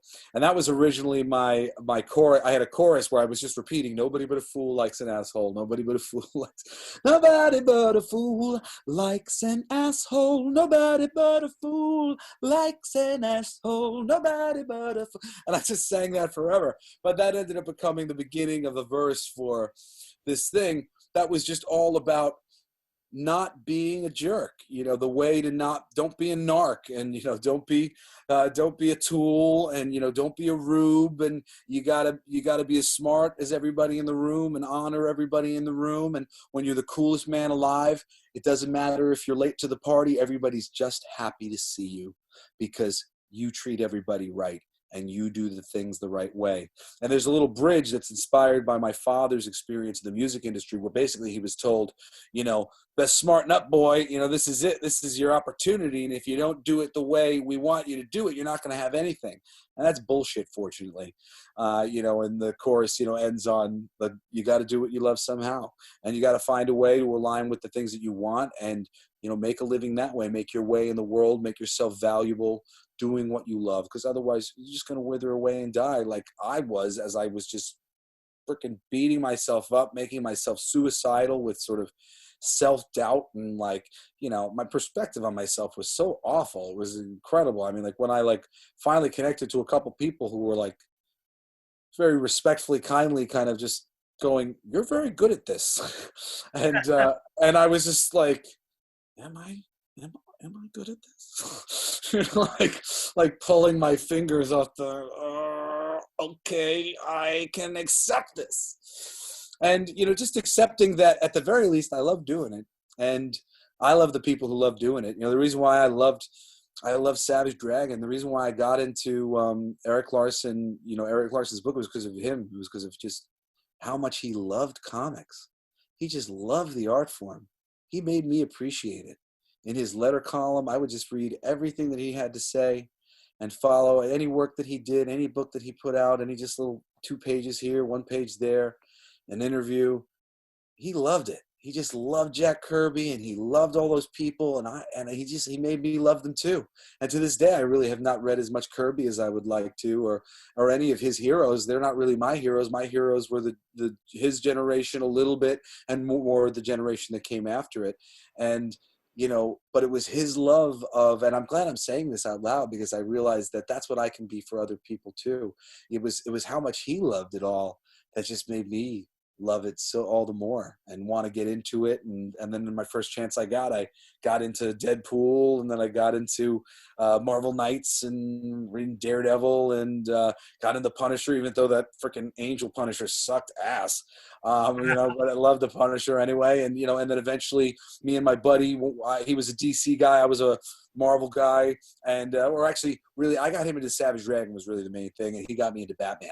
And once I was into Batman, that was it. Gloves off, Justice League, everything. And then before you knew it, I just loved and worshipped at the altar of these brilliant creators who were just constantly recreating history and making it better. And I love this. I just wanted to be a part of this system where there was good art that existed, and then we just grabbed it and we made it better. And then the next guy came and he made it better. And the next guy came and he made it better. And I was like, this is what the world should be like. I want to be a part of this world where we just constantly make things better. Yes. And, and that was it. That was what I was drawn to. This, like, they keep making things better. It's amazing. Yes, Batman. Batman. And, it's just like the laundry list. Have you ever read a list of all the people that we have to thank for why Batman is so awesome? And I mean, we've really never gotten the best kind of Batman on the big screen. We haven't gotten him yet, but one day we're going to get him. It's going to be so awesome when they finally just let them freaking do what is there in the comics. And I don't mean fucking doing it like micro. You don't gotta micro do it. It's the way Marvel has been doing it. They've been just honoring the roots of the material and bringing the feelings that we had about these things to the big screen. And the Warner Brothers has just been shitting the bed over and over again. Even when they do it well, they don't honor it. Christopher Nolan was just in his own world doing Christopher Nolan's version of Batman. They still have yet to do the Batman that they have been publishing for years and years and years. And it's a crying shame that nobody has been exposed to a version of the Long Halloween done right. Wouldn't it be beautiful, man? I'm still trying to lick the wounds of Killing Joke. So, Oh my God. With him having sex with Batgirl. Uh-huh. And it's so, they dishonored Batman in such a terrible way. I wanted to shoot myself in the face when I read the headline. I was like, what? Ew, you made Batman a fetish. You did it. You played into the stupidity of the people trying to shortchange this thing, and you made it real. There's a reason no comic creator has ever done that. And it was so disheartening because you got the two best voice actors who like we were saying, we've never had. Yes, they made it real. They made it hurt. I wanted to cry. It was like when I watched Man of Steel. When I watched Man of Steel, I kept thinking of Hogarth from freaking Iron Giant, and I literally just was like looking at Superman, and I just went, "Saying it so, Superman." And I was just like, you would make a robot cry. This movie would make a robot cry. This is the Man of Steel. Oh my God. Jesus H. Christ. What the hell are they doing to somebody who's supposed to lift us up? And what sort of foundation is this for the Justice League when Superman is Batman? Well, to be fair, and this is the only way I'll be fair to Henry Cavill and the... Henry Cavill's amazing. Henry Cavill's amazing. It's just his portrayal is based on his behavior. He doesn't care. But it could have. He doesn't care. He's in the bathtub with Lois Lane, and something's going on, and he can hear it, and he doesn't go and save those people. What do you mean? You can come back to your girlfriend when you're done. What the hell? You're right, but I mean, with great power comes great responsibility. Spider-Man knows that, Superman. Except for when he goes all emo. Don't get me started about that. The funny thing about that, it's very funny. When it came to the superhero movies of old, I was a comic book reader, and so on one level I was a snob for watching these movies, but I always wanted to just enjoy them as best as I could. And the one thing that I would always say is, my only hope is that it surprises me. And I was always just sort of like hoping it would surprise me. So when I would go into a movie that sort of baffled me, I really enjoyed it. Right. So I actually came out of Spider-Man 3 kind of really digging it, despite viscerally hating a few things about it as I watched it, which was really their portrayal of Eddie Brock. Because to me, Eddie Brock was the continuation of Peter Parker being bullied in high school. And now he was being bullied as a photographer by this real a-hole bully who was just he was a jack-off, and just like Flash Thompson was. So he was Flash Thompson in the photography field trying to bully Spider-Man. And then when he got the Venom costume, even more so, Spider-Man finally had a bully. He couldn't sense when this guy was coming. This guy was sucker punching him all the time, just like the bully could. And that was the big thing. He couldn't sense him, so the bully could bully him. And this big guy kept sneaking up on him and jumping him and kicking his ass. And they missed that. They missed that whole aspect of why we viscerally loved Venom in the comics, because he was Flash Thompson with superpowers, and they didn't put that across. They blew it. So the whole time I watched the movie, I was like, "Oh, you so blew this!" But at the same time, there was a whole bunch of other shit going on that I was just completely confounded by, and I was sort of like madly endeared to some of it. I was like, "This is crazy, this movie. What's going to happen next?" Oh, yeah? On a glider? It's like a snowboard. This is interesting. Okay. Sandman? All right. Okay. See, Awesome. that's the thing. And then when I left the theater, I was into it. And then people started ripping it apart online. And then when I saw it a second time, I just saw it from their eyes completely. And I just went, oh, yeah. This is awful. Yeah, but you know what? We got to get the devil. We got to give the devil its due. Like you said, I thought the Sandman story arc was really good, and Hayden Church, Christian, whatever his name is. What's his name? Sam Raimi. Sam Raimi's great, and the pieces of that puzzle are great. But really, just how it was all put together, all the ideology underneath it, just sort of like made you hate Spider-Man. And made you realize how not as charming as Spider-Man is in the comics is Tobey Maguire, that he couldn't weather becoming a complete dick as Venom. Like his personality was more subdued, and when he became a douchebag in the movie, you were way more with he's a douchebag than you were with he's a good guy. He sold douchebag way better than he sold awesome Peter Parker Spider-Man. Unlike Tom Holland and Andrew Garfield, who I really thought was a great Peter Parker. He's charming as hell. And there were pieces of that saga that I quite enjoyed. With all these things, it's like there's so often brilliant creators trying to do great work, but there's holes in how great it is. And usually it's in the overall idea, because they don't have people like me and people like you, I can tell, who are more big picture thinkers and really trying to recognize the historical significance of things, the place that these things hold in the hearts of the people who are part of the joy of it. And that, there are certain things based on the way these things were created that if you screw it up, it's gone. And like one of the things is that if you have Superman can't be like Batman because they're being published on the stands next to each other. Mm-hmm. And different people are attracted to different characters. And there's some overlap, but it is different sort of personality types who gravitate towards a patriot like Captain America. Captain America is uniquely different from Superman, even though the two of them are similarly derived in their universes. Right. Batman, is similarly derived to like a Punisher or a Daredevil, but in slightly different ways that make them significant to their own universes and also to the consciousness of the personality conversation. And that's the thing that Warner Brothers has completely missed. DC Comics has been able to build a vast stable of characters based on the fact that there are a lot of different personalities in the universe. They would get by better by looking at a map of horoscopes and making sure that each of their characters are specifically polarized to the horoscope that they are representing, because that is what has kept these books on the shelf.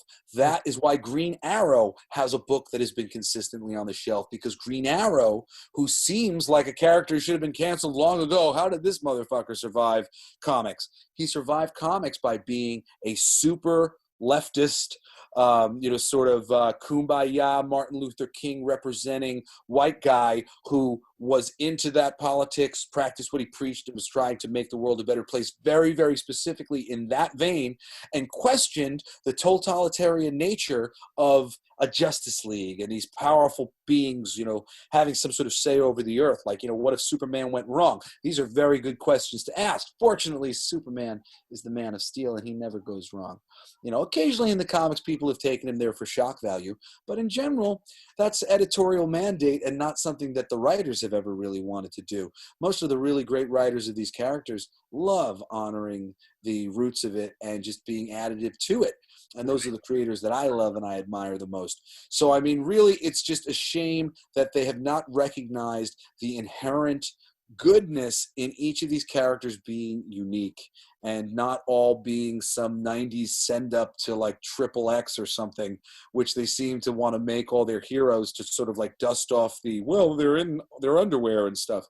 No, man, they represent something great. You could say they're extremists with powers. People who believe that they should do something about this if they had the power.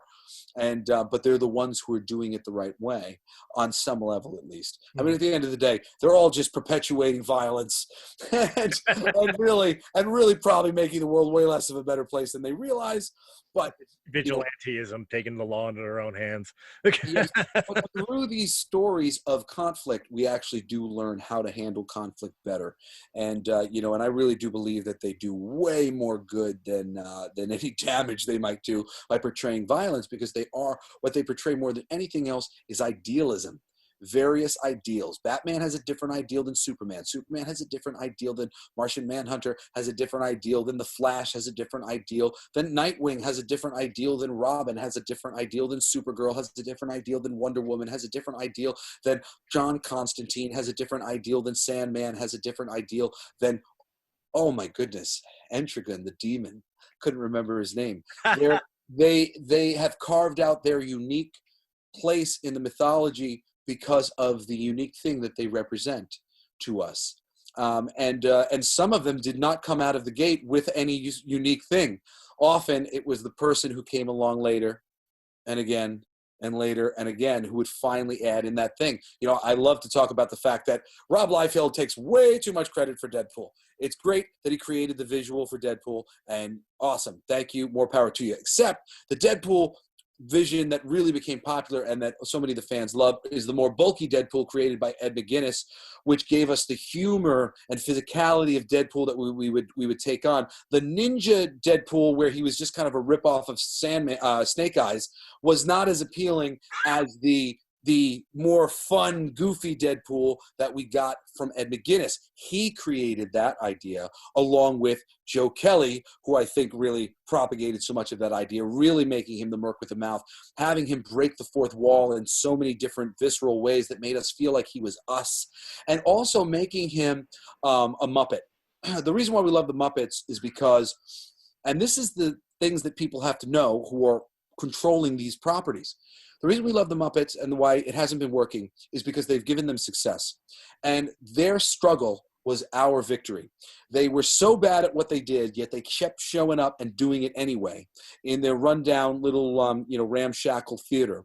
And because they were willing to keep showing up and getting heckled by the old men in the audience, we were willing to go along with them, and we were willing to believe in ourselves and believe that we could do it too. If they could try, then I can try. I'm not as bad as Fozzie Bear. I'm not as bad as the Swedish Chef. I'm not as bad as these stupid scientists. I'm not as stupid as Gonzo. Exactly. And I mean, even the baseline. He's a frog running a variety show. Frogs don't run variety shows. Humans do. Right. And he's doing it all wrong. He's loving people and caring about people and letting his friends get on the stage even when they have no talent. That's not how you run a variety show. You run a variety show by only letting the really good guys in, not giving any of the guys who aren't a certain level a chance to shine. It's so the perfect place for the broken hearts to go and understand that they have worth and they have meaning, and laugh your butt off and be disarmed. And, that is what Deadpool does, because he wants to be better, but right. He can't figure it out. He can't figure out how to do it. He wants to be like Spider-Man. He wants to be like Superman. He wants to be Captain America. but he's on this other path, and he's always been there, and he doesn't really know how to fix himself, and he keeps finding himself drawn into these situations that sort of call for exactly what he is, a demolition man with a heart of gold, ultimately, who's trying to do the right thing, even when it's uncomfortable and it makes people uncomfortable. And that's why we love him. And that's why we love all these characters, because they have been vetted through this system of creators over time who have been able to love them in different unique ways and give each and every one of them a unique voice, and they all have something to say. And if people who are running the ship will allow the unique voices that have already been crafted for their characters to come through, like they're currently doing at Marvel Studios, there will be some wonderful good done in the world, because all of these characters, I believe from the bottom of my heart, are the modern mythology created by some of our Renaissance artists of today, the Jack Kirbys and the Jeff Darrows and the Frank Millers and all of the other brilliant writers like Grant Morrison and Alan Moore and Phil Hester and Eric Larson and so many others who have just been additive to this beautiful tapestry of creation. And I wish that so many people who don't appreciate comics have heard me say that, because that's what everybody needs to be told. It's just, you're missing out on a renaissance, man. You just have to open your mind to appreciate it a little bit, because people have lifted their nose up in the air about it. But while you weren't looking, the meek and the humble among us who didn't have all of these prejudices against doing something childish and didn't mind to play in the sand, they have been gifting us with some of the greatest art on creation. And so many people are missing out by being snobs, and it's totally it. They're being snobs, and they're not enjoying and partaking in just art, great art. Well, I don't know how to close this show any better. I do know you have we have 15 minutes before you have to go do another program. Thank you so much for not making me have to tell you that. I appreciate that, my friend. But see, I got us a lot of time. And if you do want to have me come on, maybe, in a couple of weeks or something like that, to do the In the Pit, I definitely have some very, very particular stuff and cool stories from there. Probably not as long as spiritual stuff and artistic stuff, but I would still love to talk about that stuff, because I was actually kind of thought maybe we were going to do that first because I was excited about it. But then we went here and I was like, okay, cool. I'll see what this show's all about. No, that's and isn't it so cool to talk about Deadpool so much on Breaking the Fourth Wall? Yeah. Kind of where I got the name from.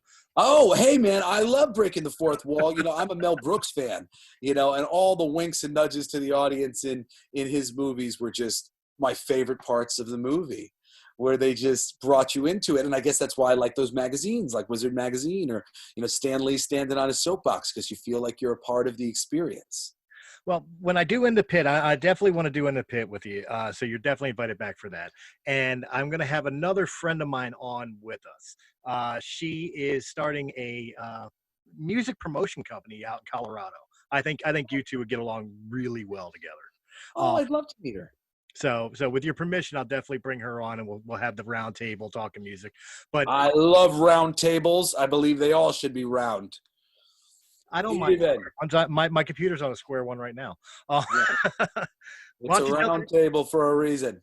Why don't you tell everybody where they can find your album and where they can get in contact with you if they have any questions or concerns? Yeah, and of course, absolutely. Guys, everything will be down in the description down below as well. So my album is everywhere. If everybody who's on Spotify can go on Spotify, and I'll see a spike from all of your listeners checking me out, that would be awesome, because I can actually see the back door on some of that stuff with my music. But just type in Jesse Blaze, Come With Me If You Want to Live. And if you're a comic fan, I would ask you to go to blacklightdistrict.co. I couldn't afford the M. But there we have posted as an art gallery. We have the 6 issues that we did. We got Jason Pearson, Phil Hester with old school colors from Eric Larson, and old school lettering from Chris Eliopoulos. And we've got who else is in the book? Oh, we got J.K. Woodward did a fully painted book. They're all just a cover and 3 pages, but they're lyric comic books. And you listen to the 6 songs on the website for free, and you follow along to the comic books to the pictures, and it tells a story. And they're all about current problems in the world right now, from corruption and depression and anxiety and different things. And they're just, really my heart on my sleeve. I set out to write some stuff about comic book superheroes as an inspiration, and the end of the world is like my epitaph. And I ended up writing some of the most meaningful things that I've ever written in my life. And then I gave these artists full reign to just create something cool based on the music, and every one of them just knocked it out of the park. If you try to go online and look it up, look up like the critics of like Blacklight District, you will not find a single bad word uttered about the book. I've never felt so honored in my life. We just got like lit up with compliments. And I remember one guy said, it's rare that something that costs so little has so much love and value put into it. And that just like made me feel so happy, and even more happy because, we're giving it away for free online. So if you go look it up, that's really cool. And that's a way to listen to my music and my comics. And I'm on Facebook. If you heard me and you want to say anything to me or whatever, you can usually message me on my personal page, which is Jesse B. Snider. And I'm on Instagram too at Jesse Blaze 149. I got to remember the Facebook one, because that'll be the easiest way to send you the links when these are up and available. Yeah. We'll be also on Spotify, so you can actually follow us on Spotify too. Awesome. I will. There's a lot of, if you like Come With Me If You Want to Live, and even if you kind of liked it, but like, some of the styles aren't your favorite, if you're more into pop music and electronica and stuff like that, give the rest of my catalog a listen. It is all over the place. I'll give the rest of the catalog a listen, but I'm more the rock and metal than the pop. Well, then you are going to love Come With Me If You Want to Live, especially if you like Faith No More and a little Rage Against the Machine. Like Faith No More was always a big inspiration for me. I love damn it. They were. God damn it. When you were talking about that lyric going over in the background, the way you were singing and shit like that earlier, that was exactly what was in my head. Was like, that's Faith No More. Like that's their song Epic, and I mean they have some other really great songs, but I mean their song Epic in particular just inspired the hell out of me. And I mean ultimately that was the reason why I ended up doing some rapping on this new album, because I was just like, dude, I mean that's been your favorite shit for forever. And I was just like, and I really feel actually like I really bring something to rap, because a lot of my stuff is spoken and a lot of it is sort of sung, like I rap with melody so often, and in key, like so it really plays a lot different than your typical rap stuff. So, I mean, I think I bring something to the game, and I just enjoy that, that as well as everything else. I enjoy music, so I try to use everything. All right, guys. And of course, I want to thank my guest, Jesse Blaze Snider. Thank you so much for coming on. This has been an absolute blast. Thank you so much for having me. This was awesome, and I so enjoyed our conversation. And I honestly, I got to say with you, like sometimes I realize when I'm having a conversation that it's very healing for me to have the conversation. Right. And I have been chilling out here, almost having like a psychedelic experience at certain points in my body where I've been feeling like stress releasing. And I think I was able to talk about a thing or two that maybe I needed to talk about. So thank you so much for being my audience, and all of you guys at home for being my audience to get, I guess, something or another that I had to get off my chest, because I feel way better. So this was great for me as well. Thank you very much. Just remember to Anytime. Just remember to sign the name right on the check when you send it later. No. But guys, if you enjoyed this episode in any capacity, hit that thumbs up button, like, share, comment, subscribe. Check out all the other great podcasts around the Miss Entertainment.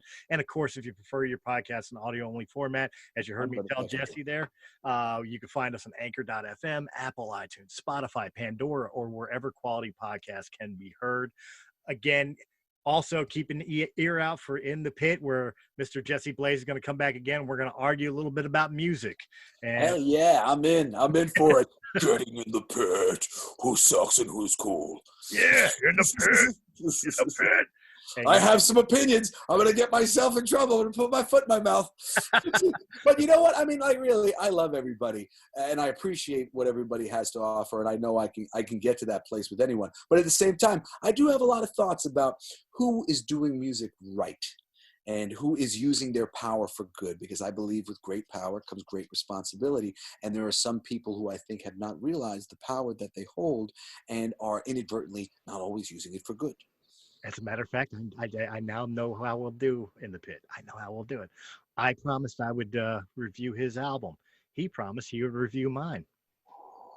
Oh, I'm so in. This sounds like fun, buddy. Yes. I'm going to open up the platform for him to tell me how fucking terrible I am. Oh yeah. Hey man, I will be legit with you, man. I'm an art director.